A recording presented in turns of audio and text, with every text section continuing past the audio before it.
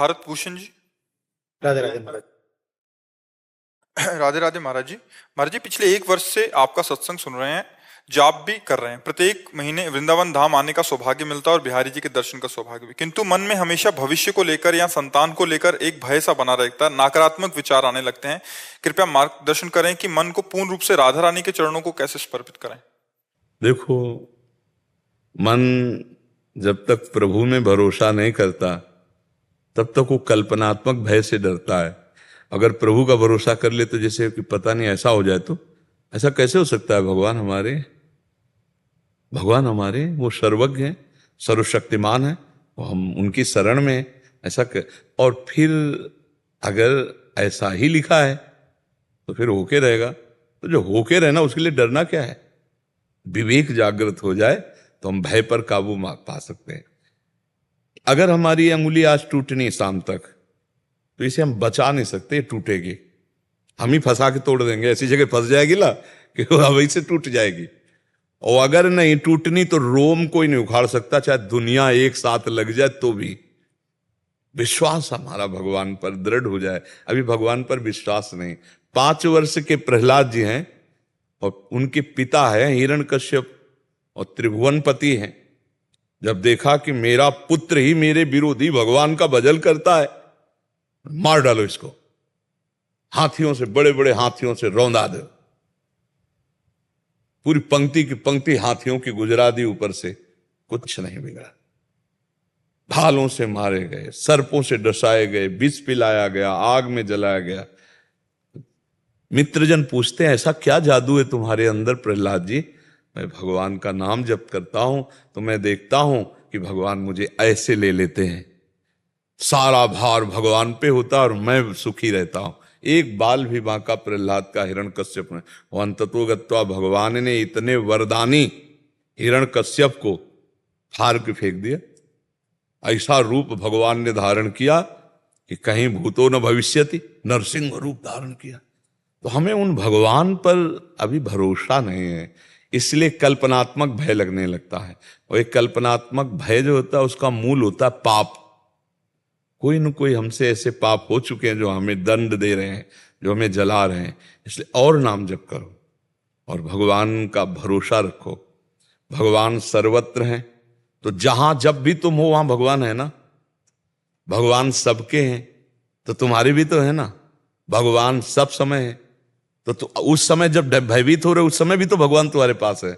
भगवान सबको प्यार करते हैं। सब मम प्रिय सब मम उपजाए, तो तुमको भी भगवान प्यार करते हैं, फिर डरते क्यों हो। जब भी कोई विपत्ति आती है या कोई, तो मन में नकारात्मक विचार, विपत्ति आने की संभावना में आ जाएंगे नकारात्मक भाव, नकारात्मक विचार आने लगते। हाँ, इसलिए आने लगते हैं कि आपके विचारों में भी गुंजाइश है नकारात्मक की। नहीं तो सकारात्मक भाव ही आएंगे, नकारात्मक क्यों आएंगे। बोलो कैसे नकारात्मक आ सकते हैं। जब सब कुछ नष्ट हो जाएगा तब मेरे भगवान मेरे लिए पलक झपकते जब अनंत ब्रह्मांडों का सृजन कर दिया, तो मेरे लिए मेरी व्यवस्था रचने में उनको क्या देर लगेगी। पत्नी भी नाम जप करती है, मैं भी नाम जप करता हूँ। ये अनंत जन्मों का हिसाब किताब ऐसा जन्म जन्मांतरों से है, वो हमें भयभीत करता रहता। डरना मत, नाम जप करो, सत्संग सुनते रहो और भगवान पर विश्वास करो। धीरे धीरे आगे जब दृढ़ विश्वास हो जाएगा तो फिर भय नहीं। एक बार हम बचपन से बाबा जी है ना, तो जब गंगा किनारे भ्रमण कर रहे थे तो अंधेरा हो गया, कोई गांव ही नहीं मिला जिसके किनारे, हम गांव के किनारे कोई मंदिर होता था, रात्रि वहां पार करते थे, तो कोई ऐसा कि गांव ही नहीं मिला। हम अंदर से, अब अंधेरा, न टार्च न कुछ गंगा किनारे, तो दूर एक ऐसे हमें प्रकाश सा दिखाई दिया जैसे कोई लालटेन है। एक धैर्य हुआ, बड़ा हमको भय लगा अपने विचार पर कि अरे हम वहां जानते नहीं कि कौन व्यक्ति है, क्या प्रकाश है, और उसका विश्वास मान लिया मन, और निर्भय होने लगा कि कोई है और मेरे साथ भगवान है, उनका विश्वास नहीं है। बहुत धिक्कार लगाया मन को कि अरे वो व्यक्ति हमारे भय के अवसर पर हमारे काम आवे कि ना आवे, लेकिन मन ने विश्वास कर लिया वहां कोई है और निर्भय होने लगा, और मेरे साथ भगवान, उनका विश्वास। कितना छलिया मन है। तो ये मन पर भरोसा न करे, भगवान पर भरोसा जब दृढ़ हो जाएगा तो भय खत्म हो जाएगा। परेश जी गुजरात से। राधे राधे, राधा वल्लभ। गुरुदेव आपके चरणों में कोटि कोटि वंदन। पूज्य महाराज जी, मैं नित्य प्रतिदिन अपने गुरुदेव की वाणी गुरु कृपा से श्रवण करता हूँ। आप संत भगवान के सत्संग के माध्यम से जानकारी सब प्राप्त होती है, परंतु पूर्ण रूप से अपने जीवन में नहीं ला पाता। क्या ये प्रारब्ध के पाप कर्मों का फल होगा कि वर्तमान जीवन की गलतियां हैं जो हमें सच्चा मनुष्य जीवन काल जीने ही में बाधा कर्म ही ईश्वर ही मिथ्या दोष लगाए। काल ही कर्म ही ईश्वर ही मिथ्या दोष लगाए। समय अनुकूल नहीं है, प्रारब्ध में नहीं है, ईश्वर की इच्छा नहीं, मिथ्या दोष लगा। ये झूठी बात है। आप दृढ़ निश्चय नहीं कर रहे, आप नाम जप करके बल एकत्रित नहीं कर रहे, तो गंदी बातें बनी रहेंगी। गंदी बातें हटाने के लिए भजन करना पड़ेगा। खूब नाम जप करो ईमानदारी से, शतोगुणी भोजन करो भगवान को अर्पित करके, शास्त्रों का श्रवण, संतों की वाणी का श्रवण, अभी सब ठीक हो जाए। नाम जप नहीं करोगे तो जानकारी हो जाएगी सुनने पढ़ने से, लेकिन प्रयोग नहीं होगा। प्रयोग तो होगा नाम जप से। प्रयोग की सामर्थ्य, ज्ञान तो सबको है, लेकिन ज्ञान का प्रयोग वही कर सकता है जिसमें भजन बल है, अध्यात्म बल। अगर भजन बल नहीं है तो केवल जानकारी है, ये करना चाहिए, ये नहीं करना चाहिए, तुम्हारे दिमाग में रहेगा, अवसर पर तुम उसका प्रयोग नहीं कर सकते। नहीं करना चाहिए, जबरदस्ती करा लेगा मन। जब विषय विकार से युक्त होगा, उसको बचाना है तो नाम जप करना होगा। हमारा हर उत्तर नाम जप होता है, क्योंकि बिना बल के परमार्थ में चला नहीं जाता। श्री हरिवंश नाम बल लहो, अपने मन भाई सब कहो, रहो शरण हरिवंश की। प्रभु की शरण में उनका नाम जप, तो बड़े बड़े व्यभिचारी, चोर, हिंसकों को ब्रह्म ऋषि बना दिया, नाम ने बना दिया ना। तो हमारी कमजोरी है जो हम नाम जप का बल एकत्रित नहीं कर पा रहे। तभी हम जानते हैं कि ये हमें नहीं करना चाहिए, पर ऐसा लगता है कोई बलात् हमसे करा लेता ना चाहते हुए, ऐसा लगता है ना। तो हम उसको फिर कहते हैं प्रारब्ध, उसको कहते हैं ईश्वर की इच्छा, उसको दे देते हैं कि भाई दैव हमारे पक्ष में नहीं है, इसीलिए। ऐसा कुछ नहीं, हमारी गलती, हमारी वासना, हमारी कमजोरी है। उस कमजोरी को हम अध्यात्म बल से, भजन बल से दूर करें। खूब नाम जप करें, सतोगुणी भोजन करें, संतों का सत्संग करें। जो कार्य नहीं करना वो नहीं करना। जब ऐसी दृढ़ निष्ठा में आवे तो हम जीत जाएंगे, नहीं तो बार बार फिसलते रहेंगे और उसे हम देते रहेंगे काले कर्म ईश्वरे मिथ्या दोष लगाए। तो सो परत्र दुख पावई, सिर धुनि धुनि पछताए, काले कर्म ईश्वरे मिथ्या दोष लगा। वो बाद में पछताएगा, दुख भोगेगा और दोष लगाएगा कि वो भगवान की इच्छा नहीं कि हम भजन करें। समय अनुकूल नहीं है, समय तो काल, कर्म, ईश्वर, दैव, प्रारब्ध, ये सब तब तक जब तक हम भजन नहीं कर रहे हैं। जब भजन करेंगे तो सब अनुकूल हो जाएगा। भजन ही सार बात है, इसलिए खूब नाम जप करो। अधिक समय नाम जप करते हुए अपने कार्यों को करो। संसार के जो कार्य हैं, जो भी कार्य भगवान ने दिया हो, नाम जप करते हुए करो, फिर आप देख लेना, इसी से लाभ मिलेगा। ये सब बाहरी आडंबर, बाहरी नाटकबाजी से सच्चिदानंद आनंद कंद भगवान को नहीं छला जा सकता। नहीं, अब आजकल आडंबर नाटक बहुत प्रिय लगता है। सत्य मार्ग में चलना कड़ुआहट वाला मार्ग है, थोड़ी देर फिर आनंद का है। यदि तग्री विस्मी परिणामे अमृतोपमम, जिसकी शुरुआत विष जैसी लगे उसका परिणाम अमृतमय होगा, ये भगवत मार्ग है। और यदि तग्री अमृतोपमम तो परिणामे विस्मी, जिसकी शुरुआत अमृत जैसी लगे, विषय भोग पापाचरण गंदी बातें ये अमृत जैसी लगती हैं, तो परिणामे विस्मय, इनका परिणाम विस्मय होगा। इसलिए सावधान रहो, जो नहीं करना वो नहीं करना। उसमें हम छूट क्यों देते हैं? हम छूट देते हैं तभी हमसे गलती होती नहीं। कैसे हो सकती है गलती? भाई विचार करो, ऐसे कैसे गलती हो सकती है? तो जैसे हमारे घर की माँ बहन, ऐसे संसार की। जो हमारा अगर गृहस्थी में ब्याह हुआ है तो धर्म पत्नी मात्र, सिर्फ पत्नी, पूरा चराचर जगत हमारी पावन दृष्टि। ऐसे ही जो हमारे लिए भोजन है वही भोजन है, वो कह नहीं निषेध। जो हमारे लिए कर्तव्य वही कर्म है, अर्थात निषेध। अभी अभी सब ठीक हो जाए। हम लोग क्या होता है कि वो ढिलमिल होते हैं, बहुत ढिलाई रखते हैं। इतना तो चल सकता है, इतना तो चल, तो फिर जहां थोड़ा हम अपने दुश्मन को हाथ पकड़ा है तो पूरा घर वो खखोल डालेगा। ऐसे हम थोड़ा सा चांस दे देते हैं मन को भोगों की तरफ, तो पूरे हृदय को गंदा कर देता है। फिर लगता है कि यार मैं तो नहीं चाहता था, ऐसा कैसे हो गया? तो लगता है कोई करवाता है, फिर उस कोई को हम दे देते हैं कि प्रारब्ध है, देवता है, कुछ भी ऐसा कुछ नहीं, मूर्खता है। उस मूर्खता को, उस अज्ञान को हमें छोड़ना होगा। जैसे तुम्हारी रुचि नहीं है मान लो शराब पीने में, अब कोई पिला दे भला तुम्हें? अगर रुचि है तो आप कसम खा के भी पी लोगे। अब हम लाख कसम खवाएंगे कि पाप है, सब है, तो आप मानोगे भी हाँ, लेकिन जहां आप दूसरे को गिलास लड़ाते देखोगे, लाओ यार बस। और अगर आपने निश्चय किया है वास्तविक हृदय से, नहीं इसमें सुख नहीं है, तो आपको कभी कोई नहीं पिला सकता। हमारा अगर निश्चय हो जाए तो हमको कोई नहीं गिरा सकता, पर हमारा निश्चय फिसड्डू होता है, ढीला होता है, इसीलिए हम गिर जाते हैं। हमें लगता है कि यार हम तो नहीं चाहते, हम तो कसम खाई थी कि नहीं करेंगे, तो कोई है जो करा दे। हो सकता है हमारे भाग्य में लिखा हो सकता है प्रारब्ध हो ऐसा, हो सकता है ईश्वर की इच्छा हो ऐसे। ये सब गोस्वामी जी इसीलिए कहा, सो परत्र दुख पावई सिर धुनि धुनि पछताए, काल ही कर्म ईश्वर मिथ्या दोष। नहीं, बिल्कुल नहीं। ये मानव देह परम स्वतंत्र देह है। आपको खेती दे दी गई है और बीज दे दिया गया है। अब आम का बो कि बम्बुल का बो वो आप जानो, उसमें ईश्वर की मत करो। दोनों बीज दे दिए गए, एक अच्छा और एक बुरा, दोनों आपको ज्ञान है कि अच्छा है या बुरा है। अब बुरा बोओगे तो बुरा ही फल आएगा उसका, अच्छा बोओगे तो अच्छा फल आएगा। तो आपको दे दिया गया कर्म करने के लिए, तो हमें लगता है अच्छा अच्छा चाहते तो हम अच्छा अच्छा है और बोते बुरा है।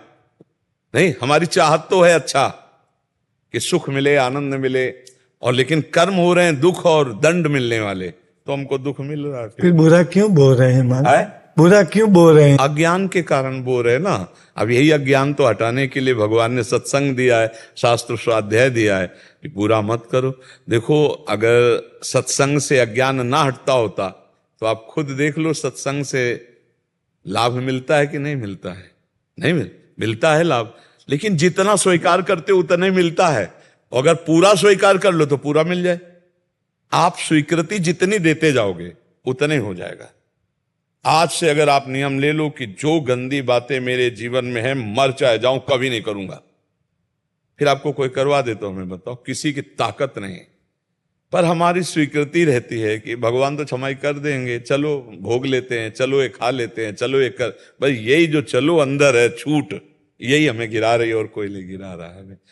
अगर हम अपने स्वरूप में आ जाएं तो फिर हमके कोई परास्त नहीं कर सकता, ये पक्की बात है। जब मृत्यु को हम वरण कर लेंगे तो इससे ज्यादा क्या, हम मर सकते हैं लेकिन गलत नहीं कर सकते। अब कोई गलत करवा के दिखा दे, पर ऐसा नियम हम नहीं लेते हैं। फिसड्डी स्वभाव रहता है, ढीला रहता है, तो जहां गलती का संयोग बना वहां हम फिसल जाते हैं, वहीं हम गिर जाते हैं कि यार हम तो नहीं चाहते थे, पर ऐसा कैसे हो गया। तुम चाहते थे अंदर से, ऊपर से बात थी कि नहीं चाहते, अंदर से चाहते। और आप अंदर से अगर ना कह लें तो फिर आपको कोई गिरा भी नहीं सकता। इसलिए अंदर से पक्का होने के लिए नाम जप करो, जो नाम आपको प्रिय हो। खूब अधिक से अधिक नाम संग्रह करो, बड़े धनवान हो जाओगे। इस लोक और परलोक सब जगह मंगल ही होता है जो नाम जप करता है। खूब भजन करो। आदित्य सहगल जी, उत्तराखंड से। जी। राधे राधे बाबा। बाबा जी, मुझे नाम जप करते हुए कुछ समय ही हुआ है। नाम जप करने से जैसी थोड़ी सी स्थिरता आती है उतनी तेजी से चली भी जाती है। ये कोशिश बार बार करने के बाद मुझे लगता है कि मुझे नहीं, अभी परास्त होने की थोड़ी जरूरत है। अभी तो कुछ ही दिन हुए हैं। जन्म जन्म मुनि जतन कराही, कितना जन्म जन्म पूरे मुनि जन्म जतन कराते हैं। आपको तो अभी थोड़ा समय हुआ है, हारना नहीं है। कुछ तो लगने लगा ना, इतने थोड़े समय में कुछ परसेंट तो आप दे सकते हैं कि मन लगने लगा है। हम कह रहे हैं 1%, 100 में 1% कब्जे में आ गया तो 99% हम धीरे धीरे अपने कब्जे में ले आएंगे, पक्का। हारना नहीं बच्चा, आप जीत रहे हैं। 1% जीत गए ना, 99% हम धीरे धीरे कब्जे में उसे कर लेंगे। हमको हारना नहीं, अंतिम श्वास तक हमारा प्रयास रहेगा कि हमारा मन सच्चिदानंद भगवान में लगे, तो एक दिन लग जाएगा, पक्का लग जाएगा। हमको हारना नहीं है। ये हार बर्दाश्त नहीं करनी, और सब हार बर्दाश्त करनी। ये हार, मन से लड़ना अगर हार गए तो फिर दुर्गति कर देगा, फिर तो दुर्गति कर देगा। यही डिप्रेशन में पहुंचा देता है, यही जेल पहुंचा देता है, यही दुर्गति करवा देता है। इससे हारना तो नहीं, 1000 बार हारने पर भी हम हार स्वीकार नहीं करेंगे, इसे लड़ेंगे और इसको परास्त करेंगे भगवान के भजन के बल से, गुरु कृपा से, संतों की कृपा से। जी। धनंजय कुमार जी, रांची झारखंड। राधे राधे महाराज जी। राधा वल्लभ श्री हरिवंश। महाराज जी, अर्थार्थी आर्त, जिज्ञासु और ज्ञानी, इन चारों को जब नाम जप के बाद ही एक गति प्राप्त होती है तो कोई व्यक्ति निष्काम भक्ति क्यों करे और ज्ञानी श्रेष्ठ कैसे हुआ? अब आप समझिए, जो ज्ञानी है उसमें कोई कामना नहीं है। आप समझिए, भेद समझो ना। चारों को भगवत प्राप्ति की बात थोड़ी कही गई। चारों उदार हैं, उदार शब्द का आया है, और उसमें फिर शब्द आया है कि ज्ञानी मेरी आत्मा है, भगवान कह रहे हैं। तो ज्ञानी कौन? जो आर्त और अर्थार्थी और जिज्ञासु तीनों सीढ़ियों को पार कर चुका है। ना उसको संकट निवृत्ति की चाह है, ना उसे अर्थ की चाह है, ना उसे भगवान को जानना, क्योंकि जान चुका है। और जो जान चुका है, जानत तुम्हें तुम्हें हो जाएगी, ब्रह्म स्वरूप हो गया है। उसकी अर्थार्थी समानता कर सकता है जो रुपया चाहता है। जो संकट निवृत्ति चाहता है उस ज्ञानी की समानता कर सकता है। जो जिज्ञासु अभी उस तत्व को जानना चाहता है उसकी समानता कर सकता है जो तत्व बोध को प्राप्त हो चुका है। समझ पा रहे हो आप हमारी बात? अब रहा जिज्ञासु। जिज्ञासु दो का त्यागी है। आर्त नहीं है वो, अर्थार्थी नहीं है वो भगवान को जानना चाहे जितना कष्ट मिले, चाहे जैसी परिस्थिति आवे, चाहे जितना संकट हो, वो केवल भगवान को जानना चाहता है। वो आर्त और अर्थार्थी नहीं है। तो ज्ञानी अपने आप वो हो जाएगा। उसकी समानता आर्त और अर्थार्थी नहीं कर सकते। अब आर्त, वो अपनी संकट निवृत्ति के लिए भगवान को पुकार रहा है। उसे भगवान से कोई प्यार नहीं है, वो भगवान को कोई जानना नहीं चाहता। वो भगवान, अब भगवान को कैसे भी पुकारे, भाव कुभाव अनख आलसहु, नाम जपत मंगल दिसि दसहु। अब यात्रा प्रारंभ हुई। आर्त भाव से भगवान को संकट निवृत्ति के लिए पुकारा। अब जोड़ना शुरू हुआ। धीरे धीरे धीरे धीरे उसके अंदर ज्ञान प्रकाशित होगा। वो सब संकटों से निवृत्त हो जाएगा। जो जन्म मरण का भारी संकट है उससे भी निवृत्त हो जाएगा। कब? जब उसके अंदर जिज्ञासा आएगी, जब उसके अंदर भजन करते हुए साधना जागृत होगी भगवत प्राप्ति की। तब ऐसे थोड़ी कि रुपया भी मिल जाएगा, भगवान भी मिल जाएंगे। ऐसे थोड़ी संकट निवृत्ति मिल गई, भगवान मिल गए, ऐसा नहीं होता है। संकट निवृत्ति के लिए जो उपाय किया, उससे जो हमारी भगवत निष्ठा आई, अब भजन बनेगा, अब भगवत प्राप्ति की चाह होगी, अब भगवत प्रेम प्राप्त होगा। या जिनका पूर्व में भजन बन चुका है, वो अचानक भगवान की याद आई, भूल गए थे किसी कारण से, और भगवान कृपा करके पधारे, उनको दर्शन दे दिए, उनकी करुणा। लेकिन वो भगवान के दर्शन नहीं चाहता। आर्त, वो संकट निवृत्ति चाहता केवल। अर्थार्थी केवल अर्थ चाहता, भगवान को नहीं चाहता। जिज्ञासु भगवान को जानना चाहता है, और ज्ञानी ब्रह्मविद ब्रह्मवि भवति, वो भगवान को जान गया। जानत तुम्हें हो जाई, वो भगवत स्वरूप हो गया है। समझ पा रहे हो भेद? हाँ, तो ऐसे चारों को एक लाइन में कहने, ज्ञानी तक कैसे पहुंचे? नाम जप करो तो अज्ञान का नाश होगा, तो अपने आप ज्ञानी हो जाओगे। नाम जप करने से, जानते हो, हम प्रति नाम मानो भगवान को पुकार रहे हैं, प्रति नाम भगवान को पुकार रहे हैं। तो जब वो आएंगे तो अपने आप जना देंगे कि मैं कौन हूं। जाना सोई जाने जे देहु जनाई, भगवान ही तो जनाते हैं। वो हृदय में आकर वही ज्ञान स्वरूप सदगुरुदेव, चाहे बाहर से जनावे चाहे अंदर से, जनाना तो उन्हीं को है, वही जना देंगे। तो हम नाम जपने का मतलब पुकारना, राम राम कृष्ण कृष्ण हरि हरि राधा राधा। हम भगवान को पुकार रहे हैं। और नाम सच्चिदानंद में इतना पावरफुल है कि वो अपने आप ऐसा ज्ञान का प्रकाश करता है, उसी प्रकाश में भगवान का तत्वबोध भी हो जाता है और दर्शन भी हो जाता है। नाम जप करो, राम राम राम जी ही जौलो तू न जपी है, गोस्वामी तुलसीदास जी। तौलो तू कहूं जाए तिहूं ताप तपी है, सुरसर तीर बिन नीर दुख पाई है, सुर तरु तरे तो ही दारिद सताई है। बोले गंगा के किनारे भी प्यासा मरेगा अगर भगवान का नाम जप नहीं किया। अर्थात आनंद सिंधु तेरे हृदय में बैठे, फिर भी तू आनंद से वंचित मरेगा यदि नाम जप नहीं किया। कल्पतर कामधेनु भगवान है, प्रणत कामदम पद्मजार्चितम, जिनके चरणों का ध्यान मात्र समस्त कामनाओं को पूर्ण करने वाला। यदि तू नाम जप नहीं किया तो भगवान हृदय में ही बैठे हुए हैं, कभी तेरी कामनाओं की पूर्ति नहीं होने वाली। तू नाना प्रकार के दुखों को भोगेगा। इसलिए राम राम राम जी जौलो तू न जपी है, तौलो तू कहूं जाए तिहूं ताप तपी है। सोवत जागत बागत न सुख सोई है। चाहे स्वप्न में हो, चाहे जागृत में हो, चाहे सुसुप्ति में हो, कभी तुझे शांति मिलने वाली नहीं है, भगवत प्राप्ति नहीं हुई। जुग जुग जन्म जन्म रोई है, तुझे रोना पड़ेगा। छूटबे के जतन विशेष बांधे जाएगो, वो है विष भोजन जो सुधा सानि खाएगा। छूटने का प्रयास करेगा, विशेष बांध दिया जाएगा, माया बांध लेगी। तो अगर अमृत सान के करेगा तो विष हो जाएगा वो। यदि नाम जप नहीं किया तो तेरा कल्याण नहीं होने वाला, तेरा मंगल होने वाला नहीं। वो स्वामी जी कह रहे हैं। और आज तक छाती की बात कह रहे हो, आज तक किसी भी सच्चे संत के मार्ग में जो चल रहा है उसे पूछ लेना, जीवन का लक्ष्य तुम्हारा क्या है? भगवत स्मृति, बस अखंड भगवत स्मृति, अखंड अव्यावृत भजना, तैल धारावत भगवान का सुमिरन। इससे बड़ी कोई साधना नहीं, करके देख लो। निरंतर भगवदाकार वृत्ति, यही भव समुद्र से पार करते हैं। समझ पा रहे आप? रामशंकर दास जी अयोध्या धाम से। राधे राधे महाराज जी, साष्टांग दंडवत प्रणाम महाराज जी। महाराज जी कृपया मुझे बोध करा दें कि ध्यान मुद्रा में ध्यान इधर उधर क्यों भटकता है, इसको स्थिर करवाने का क्या उपाय है?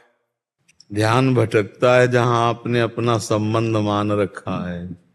वस्तु, व्यक्ति, स्थान, दो प्रकार का संबंध, एक रागात्मक और एक द्वेषात्मक। इन दोनों संबंधों में विराजमान परम संबंधी भगवान को देखने की चेष्टा करो, मन भटकना बंद कर दे।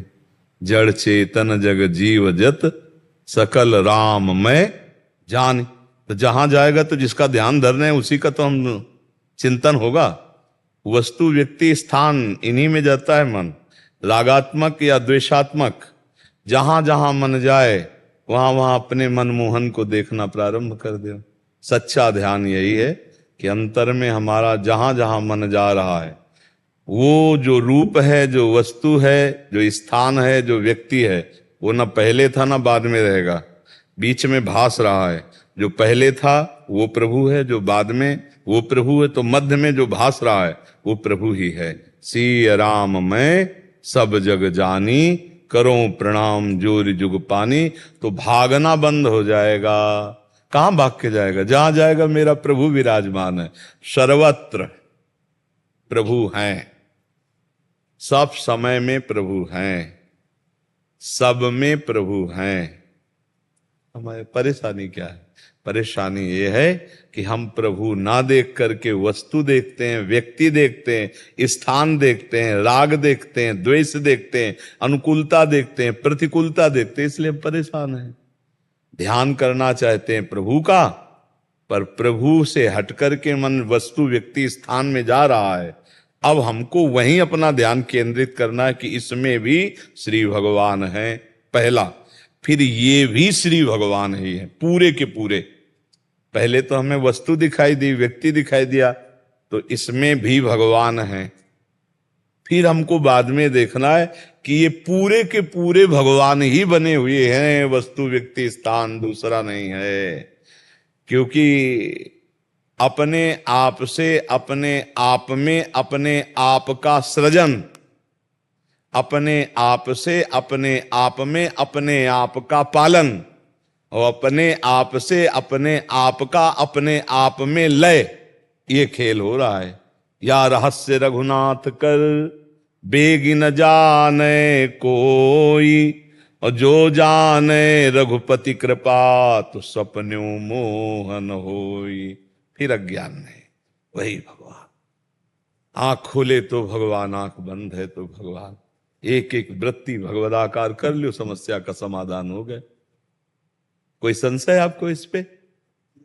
हाँ, यही आना पड़ेगा, तभी हमारा ध्यान वस्तु तत्व में। सर्वान वस्तुतया निरीक्ष परम स्वाराध्य बुद्धिर्मम। ये क्रूरा अपि पापिनो न च सताम संभाष्य दृश्यास्य।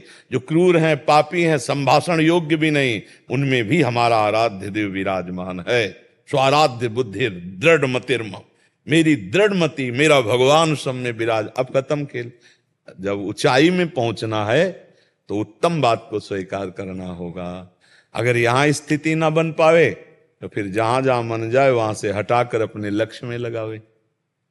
वैराग्य चाभ्यास, दो बातें बताई। अभ्यास बार बार सुमिरन करने का, बार बार चिंतन करने का। वैराग्य जहां जहां जाए वहां से हटाकर प्रभु में बार बार लगाओ, क्योंकि वो सार वस्तु नहीं है। दुखालयम अशाश्वतम। यहां जो भी वस्तु, व्यक्ति, स्थान सब नाश को प्राप्त होगा, सब दुखमय है। तो दुखमय नाशवान अशाश्वत से मन को हटाकर शाश्वत सच्चिदानंद भगवान के नाम में लगाइए और खूब नाम जप कीजिए, तभी ध्यान सार्थक होगा। नहीं ध्यान नहीं है, नाम नहीं है तो कोई ध्यान नहीं है। देखिए रूप नाम आधीना, रूप का परिचय नाम कराता है, तो रूप का ध्यान धरना नहीं है, स्वाभाविक होगा। पहले नाम जप में, नाम के ध्यान में लगो। हर समय निरंतर नाम जप कर रहे हो तो रूप अपने आप प्रकाशित कर देगा नाम। देखिए रूप नाम आधीना, नाम के अधीन रूप है। जितना नाम जप करोगे उतने रूप प्रकाशित होता चला जाए। सहजानंद, सहज ध्यान अवस्था, सहज समाधि भक्तों की होती। चलते फिरते, उठते बैठते, खाते पीते, हर समय अपने आराध्य देव में स्थित, उसी को सहज समाधि कहते हैं, उसी को सहज ध्यानावस्था कहते हैं। जो कुछ देर मेहनत करके किया जाता है वो तो साधन मात्र है। सहजानंद, उठते बैठते, चलते फिरते, ठाड़े बैठे परे उताना, कबीर कहां हम रहे ठिकाना। अपनी स्थिति में रहते हैं, अपने इष्ट में रहते हैं, अपने प्रभु में रहते हैं। समझ पाए प्रभु? पहले बहुत पाप किए तो भी अब नाम लेने से हो जाएगा। हाँ बिल्कुल हो जाएगा, पक्का हो जाएगा। बड़े ही बहुत दागी कपड़ा हो गया है तो एक नहीं आता, वो बोले दाचा जितना दाग हो उसमें डालो, ऐसे करो, बस पानी से धुलो, साफ हो गया दाग। तो ये पाप दाग है, नाम वही है। नाम संकीर्तनम यस्य सर्व पाप प्रणाशनम, समस्त पापों का, चाहे जितना बड़ा पाप हो गया हो, नाम संकीर्तनम यस्य। नाम वज्र है, पर्वत पहाड़ के समान पाप हो तो जैसे वज्र का प्रहार करे तो चूर चूर कर देता है वज्र, ऐसे ही नाम वज्र है। बड़े बड़े पहाड़ों को चूर करने के लिए जैसे वज्र पर्याप्त है, ऐसे भगवान का नाम पर्याप्त है। ऐसा ना होता तो घोर दुष्कर्मी भी महात्मा बन गए, घोर चोर पापी हिंसक भी भगवान के नाम के प्रताप से महात्मा बन गए। अगर उनके पाप नष्ट ना हुए तो महात्मा कैसे बन जाते? घोर पापी भी भगवान का नाम लेकर परम पद में आरूढ़ हो गए। ऐसा संशय ही नहीं करना है, निश्चित पाप नष्ट हो जाएंगे। पर हमें श्रद्धा और विश्वास से जपना है। जितना जपोगे उतना ही आपको खुद अनुभव में आने लगेगा। देखो, हम कई बार एकांतिक और सत्संग में कह चुके हैं कि यदि हमको भगवत मार्ग में लाभ ना मिलता तो हम बचपन से लगे हैं। हम भगवान का पक्षपात नहीं करते, हम माइक से कह देते, लेकिन हाथ उठा के कहते हैं कि जो जीवन में सुख है उसे हम दिखा नहीं सकते, और जो तुम देख रहे हो वो है नहीं, वो हमारा सुख है नहीं। तुम देख रहे हो भीड़, रुपया, पैसा, महत्व, कीर्ति, ये हमारा सुख है नहीं। जो हमारा सुख है वो तुम देख नहीं पाओगे। वो हमको श्री जी ने दिया है, वो लाल जी ने दिया है कि अपार कष्ट की स्थिति में भी परमानंद की बाढ़ रहती है। अब उसको, जैसे हम कल एक ने पूछा था कि मोक्ष सुख क्या है, तो हम कहा उसको कैसे बताएं यार। एक रसगुल्ला तुम्हें खवा दें, पूछे कैसा, बोले मीठा, बोले कितना मीठा, बोले बहुत मीठा। फिर हम कहा तीसरी बार पूछे बहुत मीठा कैसा, तो बोले खा के देख लो। तो मोक्ष सुख अनुभव गम में भजे जय संता। अब वो वाणी का विषय तो है, लेकिन श्री जी ने क्या सुख दिया है। तो भगवान नाम से क्या होता है, पार तो नहीं पा सकते, क्योंकि स्वयं भगवान आकर अपने नाम की महिमा का वर्णन करें तो भी असमर्थ रहेंगे, पूरा नहीं वर्णन कर पाएंगे। कहूं कहां लगी नाम बड़ाई, राम न सकहीं नाम गुण गाई। एकदम मस्ती रहती है, एकदम मस्ती रहती है। ये किस बल से? भगवान के बल से। हर चीज लिमिट, और उस लिमिट में अनलिमिट सेवा, ये है नाम का बल, ये भगवान की कृपा का। ये तो बाहरी बात है, आंतरिक जो आनंद है, उस आनंद में जब पहुंचोगे तब आपको पता चलेगा कि भगवान का नाम क्या देता है। शरीर, लोगों को लगता है कि भजन नंदी लोग काहे को भोगते हैं, नहीं लगता ना। जितने धर्म में चलते हैं बहुत ही कष्ट इनको मिलता है, क्योंकि इनका आखिरी जन्म होता है, आखिरी हिसाब किताब। अलविदा अभी संसार पुला आला जाला ले, तो बहुत जन्मों का हिसाब किताब है। भगवान थोड़े थोड़े में भुगा करके, नहीं तो थोड़ा भजन करे तो लाभ मिलने लगता है, फिर पूरा जीवन भजन करे तो संतों को देखो कितना कष्ट भोगना पड़ता है, क्योंकि आखिरी जन्म होता है। अब जैसे किसी को बताने के शुरू हो जाता है, जब पेट भर जाता है तो अपने को लगता है ना कि अब छक गए, ऐसे ही अपने को लगता है हमारा काम हो गया। अपने के अंदर आ जाता है कि अब हमारा जन्म नहीं होगा, अपना काम हो गया। वो अपने को अनुभव में आता है।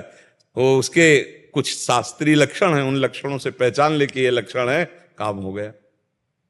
जो गीता जी के 15वें अध्याय का श्लोक है, निर्माण मोहाजित संग दोषा अध्यात्म नित्या विनिवृत्त कामा द्वंद्व विमुक्ता सुख दुख संगई गच्छन्त मूढ़ा पदमभ्यम तत्।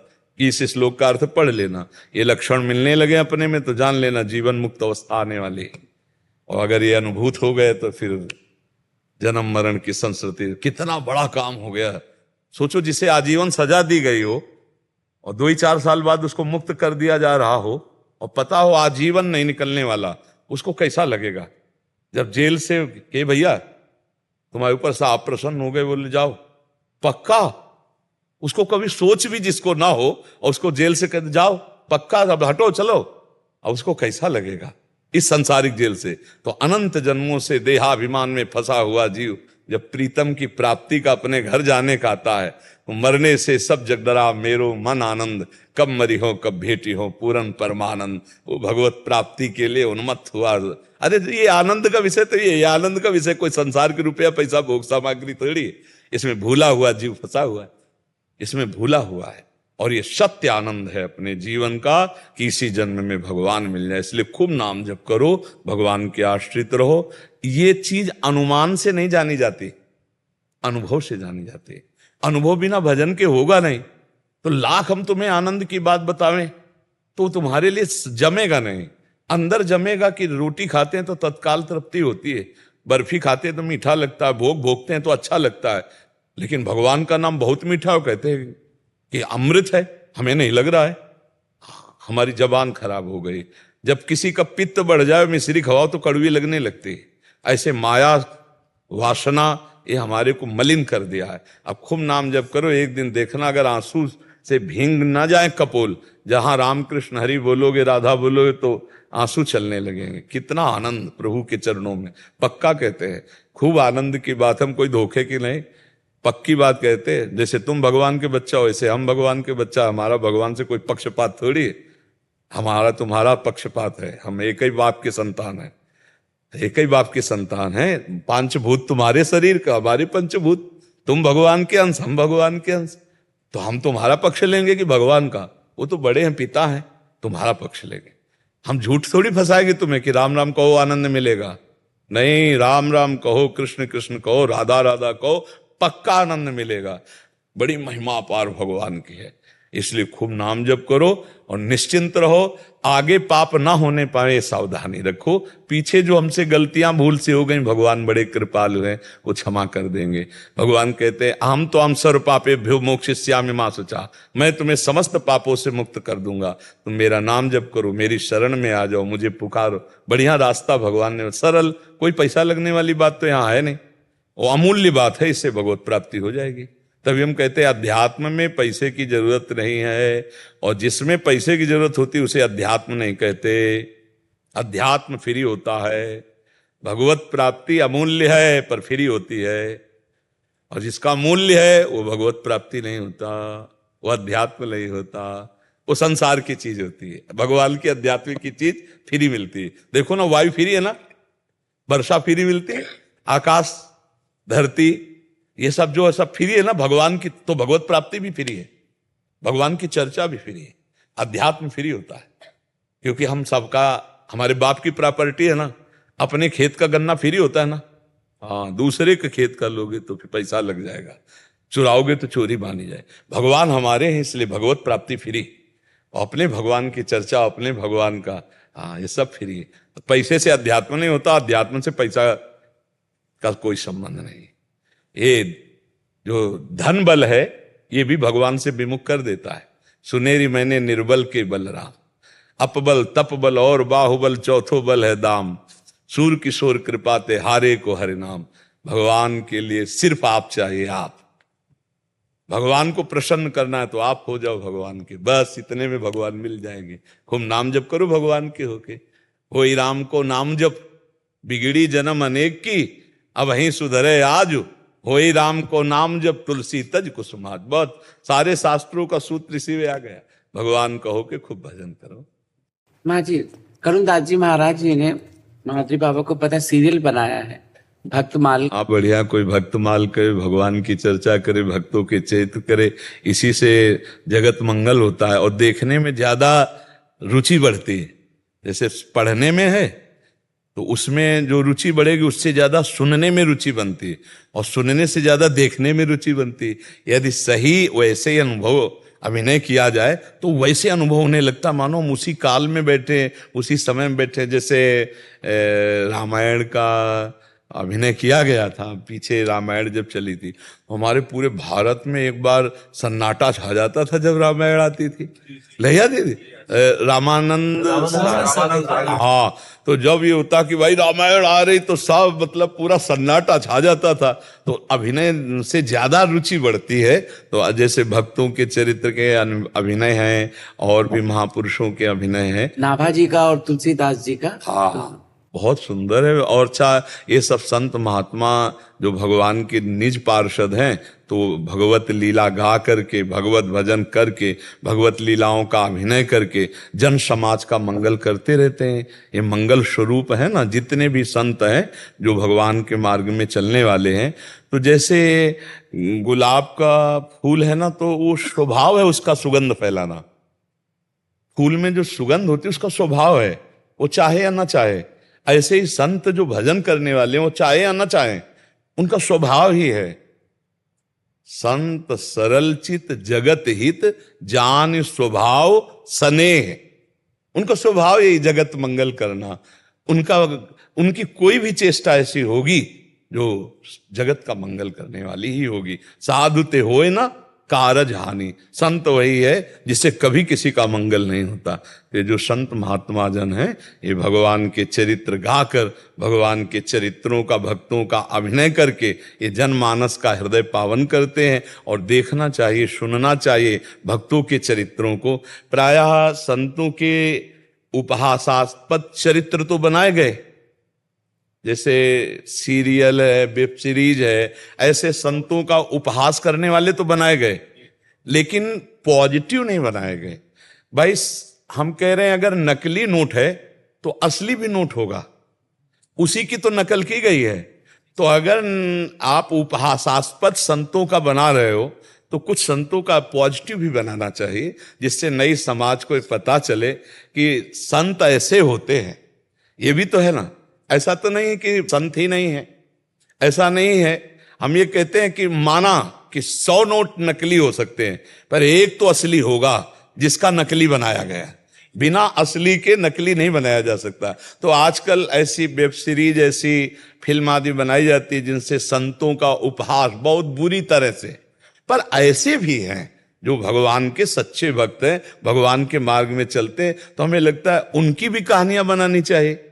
बड़े बड़े महापुरुष हुए हैं, उनके चरित्र बनाने चाहिए जिससे लोगों को सीख मिले सतमार्ग के। तो बहुत अच्छा है यदि संतों के सच्चे चरित्रों का प्रकाश किया जाए। तो हमारे देश में ये जो असद भावना, जो पाखंड फैल रहा है, जो दंभ फैल रहा है, इसका नाश होना चाहिए। ये देखो, ये वेश ऐसा है कि कोई भी धारण कर सकता है, कोई भी धारण कर सकता है। जिनका उद्देश्य भगवान की प्राप्ति है उनका धारण करना तो जगत मंगल के लिए होगा। लेकिन जिनका उद्देश्य भगवान नहीं है, पेट पूजा है, रुपया पैसा है, वासन, तो वो काम क्रोध पर विजय तो प्राप्त करेंगे नहीं। फिर उनका खेल वही होगा जो वेब सीरीज में दिखाया जाता है।